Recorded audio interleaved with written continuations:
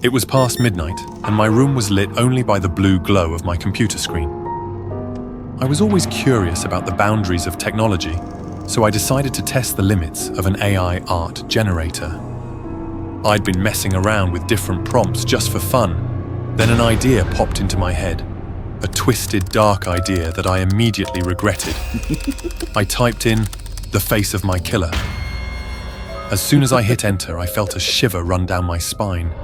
The AI whirred into action, and I stared at the screen, waiting. Normally, the AI would produce 4 different images, each slightly off in some way. Distorted fingers, mismatched eyes, or odd backgrounds. But this time, something was different. The screen flickered and 4 images appeared. All the same, the face was hauntingly realistic. No warped features or strange lighting. Just the same man, repeated 4 times. He looked to be in his 30s, with greasy auburn hair slicked back from his pale, sweaty forehead. His lips curled into a sneer, as if mocking me for even daring to summon him. He wore a filthy black t-shirt under a grimy red and black apron, leaning casually on a dirty formica table in a grimy kitchen. A chainsaw rested on the table, perfectly rendered as if it had been photographed. But it was his eyes that caught my attention. Beady black eyes that seemed to look straight through the screen and into my soul. I couldn't shake the feeling that he was staring directly at me. The clock on my screen read 1:13 a.m. How long had I been staring at that face? Anxiety clawed at my chest, and I had an overwhelming urge to delete the image, block the AI. But instead, I typed in a new prompt. The face of my future lover. The AI churned out distorted, shadowy figures, none of them remotely similar to the man in the previous image. I tried other prompts. A friend's face, my next-door neighbor, a stranger at the park. Nothing. No matter what I tried, none of the images came close to resembling the man who seemed so real, so present. Maybe it was just a glitch, I told myself. A one-off error in the software. But deep down, I wasn't convinced. Hey, Bobby!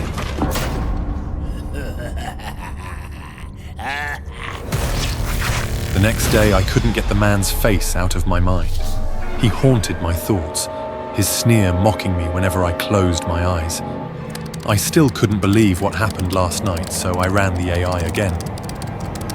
I typed another prompt. What is my killer doing right now? The response was unsettling. A blurry image that gradually revealed itself to be a man lying on a mattress in a dimly lit room. I felt a chill as I recognized the same man from the previous images. The realism was unnerving. It was like a photograph taken from some unseen camera in his room. I tried another prompt. Show me my killer's house from the street. This time, the images were even more detailed, showing a nondescript house with a broken fence and a rusted car in the driveway. I could even make out the street sign in the background. I looked up the address on the internet, and it was real and only about 5 kilometers from me. The whole thing felt too real, too specific. I told myself it was just a coincidence, a fluke of the AI's programming. But I couldn't shake the feeling that this was more than just a coincidence. I became obsessed, spending hours generating images of this man's life. I knew his name was Ronnie from a name tag in one of the images. I saw his messy room, his girlfriend Katie, and even the brand of cigarettes he smoked. The more I saw, the more I felt like I was intruding on something private, something forbidden. But Ronnie seemed to sense it too. The images showed him getting more paranoid, looking over his shoulder, staring directly into the camera as if he knew I was watching. Finally, I decided to stop. The whole thing was getting out of hand. But just as I resolved to let it go, the AI showed me something that froze my blood. I'd typed in the prompt, "My killer right now." Ronnie stood in the dim kitchen, gripping a saw, its blade slick with blood. His eyes locked onto mine with a twisted grin, daring me to move. On the floor, in dark, smeared letters. The chilling words, "I can see you too," were written in blood, adding an air of ominous dread that made my heart race. I shut my computer, heart pounding in my chest. This wasn't just a glitch anymore. This was something far more sinister, something that defied explanation. I tried to stop after that, but I couldn't. It was like an addiction. I needed to see more, to know more. Every day I'd check in on Ronnie, watching him as he went about his life, feeling a sick thrill at the thought that he might somehow know I was there and planning to kill me. Then one day the images stopped being so mundane. I typed in my killer current location, and the AI generated a view of a street that looked unsettlingly familiar. It was my street. My hands shook as I refreshed the image, again and again, watching as the figure drew nearer. It was Ronnie, without a doubt. He was coming for me. Panic set in. I locked every door and window, grabbed the largest knife I could find, and sat in the dark, waiting. My computer screen showed my front door now, the image slowly processing. I didn't need to look. I already knew what it would show. The doorknob rattled. My breath caught in my throat as the door slowly creaked open. I raised the knife, my heart pounding in my chest. There he was, standing in the doorway, exactly as the AI had shown him.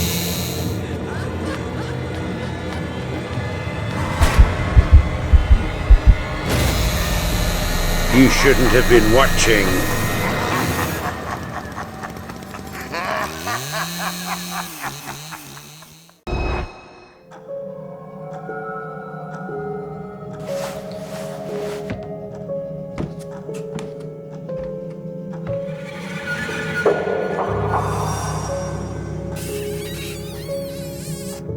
I woke up at 4 a.m. thirsty.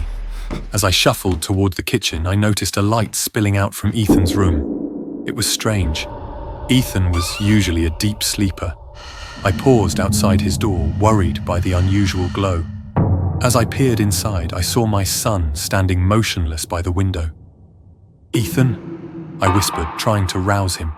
He didn't turn around or notice me. Instead, he continued to stare out into the dark night. Suddenly, he turned to me and said, "It's time."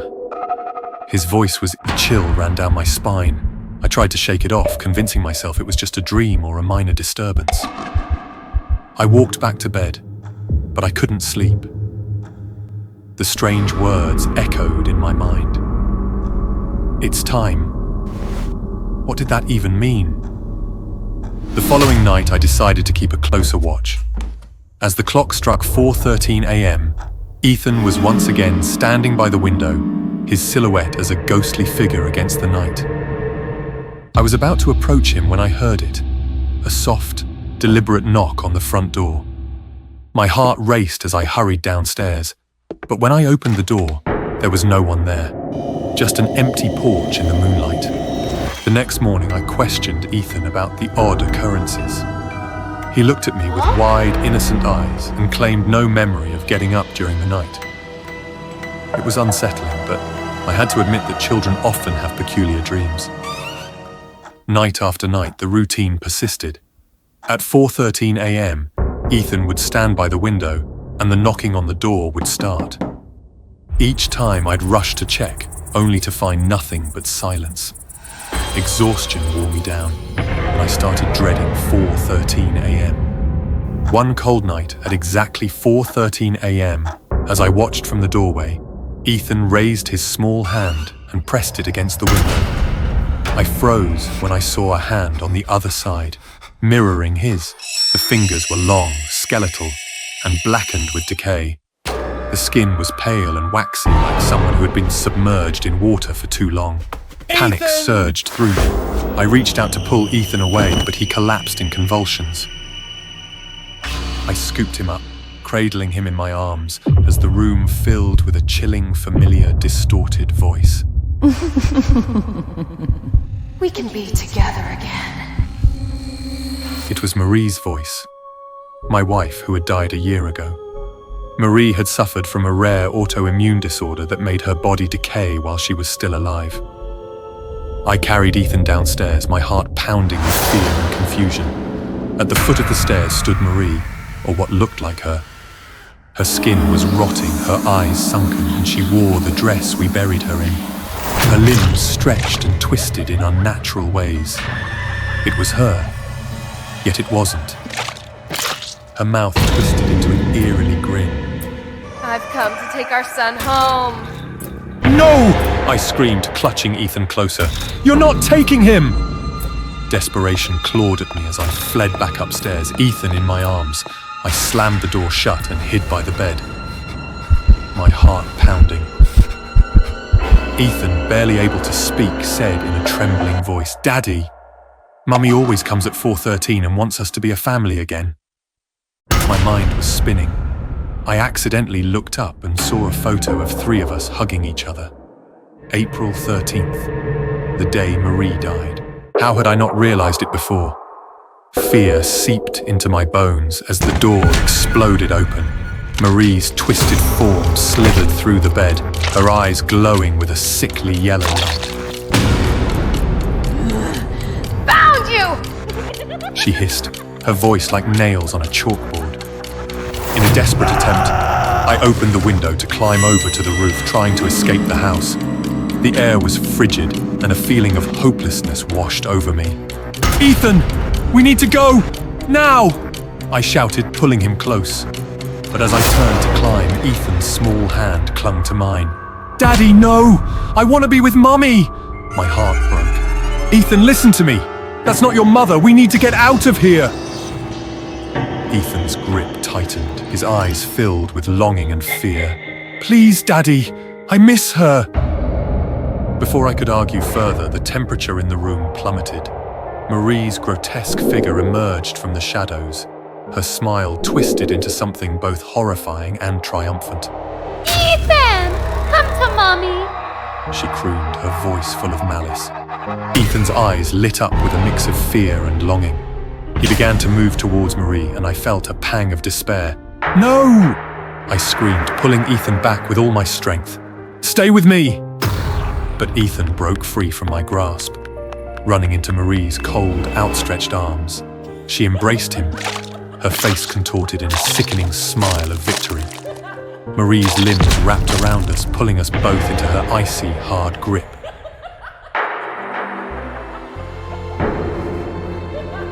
The window, once a beacon of escape, now sealed us in with Marie's chilling embrace.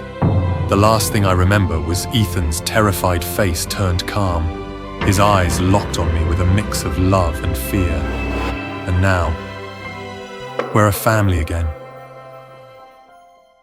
She's a goddamn psycho. I don't know what to do with my stepdaughter anymore. She took a bunch of pictures of me while I was sleeping. Everything started 6 months ago when I married Harry. He has a 13-year-old daughter, Lily, from his previous marriage. I don't have any children of my own. The problem is, Lily and I haven't been able to get along. Since the wedding, things have gotten progressively worse. Much worse. At first, she ignored me. Now, she's aggressive. My favourite shoes were smeared with paint. My designer clothes were turned into rags. She even splattered black ink all over our bed like some bizarre art project. Who knows what goes on in these kids' minds? Harry has talked to her many times, but he's never truly scolded or punished her. Lily needs to be held accountable for her actions, but he's too soft to discipline her or take away her phone. He keeps defending her, telling me to be patient and give her more time to adjust. He says Lily is going through a tough time. But what about me? I'm also struggling. I can only sigh and let things slide, but it's getting worse. Harry went on a business trip for 3 days, leaving me to look after Lily. Right off the bat, she started to annoy me. She casually wore my necklace without asking. I told her, "You can wear my necklace, but you need to ask for my permission first." "I don't need to ask for anything," she said. "Yes, you do. You need to learn to ask adults for permission. While your father is away for the next 3 days, you have to listen to me." "I won't listen. You're not my mother," Lily yelled, tugging the necklace until it snapped.